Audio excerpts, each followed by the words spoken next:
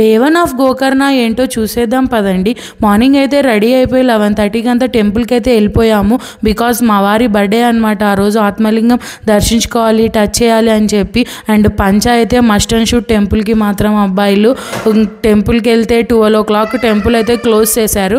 మళ్ళీ 1కి అయితే ఓపెన్ చేశారు. 1 తర్వాత మామూలుగా టచ్ చేసేదైతే లేదంట. అక్కడ పూజారిని అడిగితే మళ్ళీ ఈవినింగ్ 5కి అయితే రమ్మన్నారు. ఇంకా టైం ఉంది కదా అని చెప్పి ఇంకా అక్కడంతా గోకర్ణ ఎక్స్ప్లోర్ చేసుకుంటూ బీచ్ అయితే గోకర్ణ బీచ్ చూసేసి అక్కడ షాప్స్ అన్నీ విజిట్ చేసేసి అక్కడ అన్నదానం కూడా చేస్తారండి. బాగుంది. అన్నం సాంబార్ పెట్టిన చాలా బాగుంది. మీరు వెళ్తే కనుక ఖచ్చితంగా తినండి. ఇంకా ఈవినింగ్ వెళ్ళేసి ఇంకా లైన్లో నించొని ఆ దేవుని మంచిగా స్పర్శించేసుకొని ఇంకా మంచిగా దేవుణ్ణి చూసేసుకొని ఇంకా రూమ్కి అయితే వెళ్ళిపోయాము. ఇంకా రూమ్ ఉంది కాబట్టి కుడ్లు బీచ్లో మా వారు మా ఆయన వర్షంలో మంచిగా ఎంజాయ్ చేశారనమాట. Bye bye. ఇదే డే 1.